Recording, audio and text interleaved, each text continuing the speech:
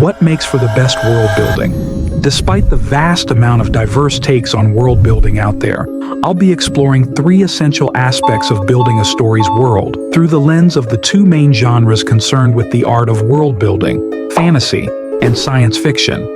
And instead of leaving you with the usual half-assed, no genre has the best world-building bullshit, for the last section of the video, you'll find out what genre actually has the best world-building and why. The first essential aspect of world-building I'll be exploring is people. Through 2 stories with the best representation of this, Lord of the Rings and Blade Runner. Now, for those of you who don't know, world building is the process of creating an immersive fictional world that gives context to a story. And Lord of the Rings portrays the people aspect of world building to near perfection.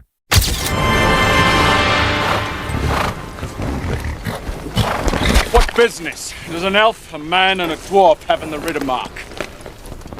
Speak quickly! Give me your name, Horsemaster, and I shall give you mine.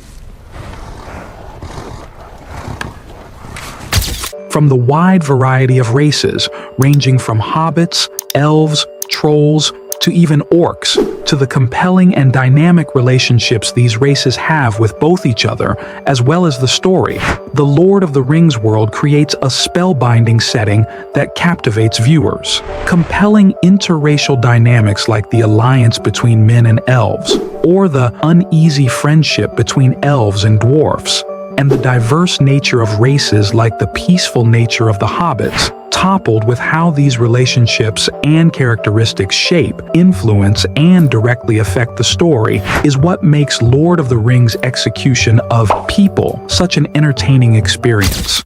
But Blade Runner portrays people excellently through its perfect depiction of a dystopian society and its compelling take on the spectrum of identity through these man-made humanoid androids called replicants. What a day,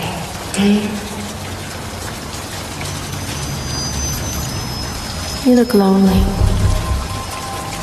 I can fix that. I especially like the build of Blade Runner's world in Blade Runner 2049, where we see the depth of its world through our protagonist Kay in his search for identity, and both the people and replicants' actions as a result of their perspective of a replicant's identity, topped off with its amazing cinematic value, making for an amazing world. Both genres create compelling and immersive worlds through their execution of people, but if we're being honest, the diverse and complex nature of Lord of the Rings world means fantasy takes this round. Now, geography is a more contextual aspect of world building, concerned with the setting, landscape, and scenery of a story's world. I'll be diving into animated fiction for this, seeing as animations can create landscapes with less of a constraint from their budget. For fantasy, I'll be using, you guessed it, a Studio Ghibli production, Princess Mononoke. And for sci-fi, Scavengers Reign, cause I'll be crazy if I didn't mention such a creative world. Princess Mononoke has a landscape that deeply resonates with its audience. Its incredibly realistic portrayal of nature is a deeply immersive aspect of its world. さらに西へ西へ進むと山の奥のまた山奥に人を寄せ付けぬ深い森がある。獅子神の森だ。獅子神の森。そこでは獣は皆大きく太古のままに生きていると聞いた。The forest, which the majority of this anime story is set in, is filled with magical creatures that are bent on fighting off the humans using their land to mine metal. The execution of its world through the conflict for the use of this fertile mystical forest between the humans and animals, and the forest's connection with the deer god spirit which rules over it, gives this anime's landscape a spiritual but realistic and personified feel to it. With Studio Ghibli's careful use of sound and visual appeal, together with the deeply rooted context of the landscape, Princess Mononoke creates an immersive setting. For Scavengers Reign, although it doesn't exactly have as much of the technological aspects of other conventional science fiction settings, its world building still works under conventional sci-fi logic. This place It's like a puzzle. Nothing really makes sense in the way we know it. What makes Scavengers Reign so good is the fact that when it isn't absolutely mesmerizing or thrilling you with the stimulating nature of its world, it's using its landscape to give context to the nature of technologically advanced spaceships that its characters crashed into the planet with, and how that tech fares with the world. It's also steadily taking us through the biological process of the intertwined nature of the landscape and the creatures that inhabit the planet, through the stranded people who struggle to survive on this fascinating but dangerous planet. I don't even have enough words to describe just how good the world of Scavengers Reign is. The beauty of an immersive world is exactly what makes geography the most literal and highly important aspect of world building. Geography plays a key role in fantasy and sci-fi respectively through magic and technology and how they affect a story setting. And although both genres create very immersive landscapes, Scavengers Reign completely takes this round with the incredibly fascinating build of its world. For the final essential aspect of world building, we have history and lore. This is an aspect of world building that focuses on the logic and complexity of the context that surround a fictional world. It's what shapes everything you need to know about the world, and how everything surrounding the two previous aspects I mentioned work together to create a beautiful world within a narrative. And the best execution I've seen of this is Game of Thrones and Star Wars. The Game of Thrones franchise features history and lore through its meticulously written, mythical, historical, and political context that shaped the world's cultural and religious aspects. What are you reading? The Dance of Dragons. What's it about? It's the story of the fight between Rhaenyra Targaryen and her half-brother Aegon for control of the Seven Kingdoms. Their fight divided the kingdoms in two. Brothers fought brothers. Dragons fought dragons. By the time it was over, thousands were dead.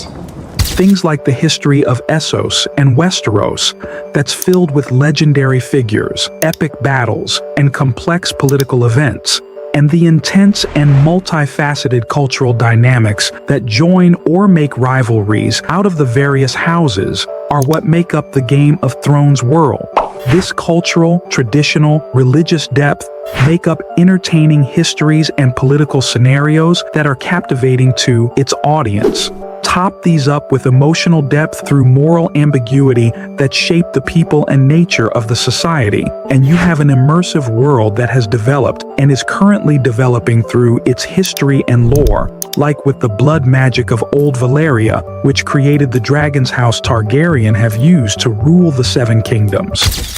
The Star Wars franchise, on the other hand, features history and lore in its world building through diverse intergalactic travel that exposes us to different species with different cultures and customs, and through the historical politics that's governed the galaxy.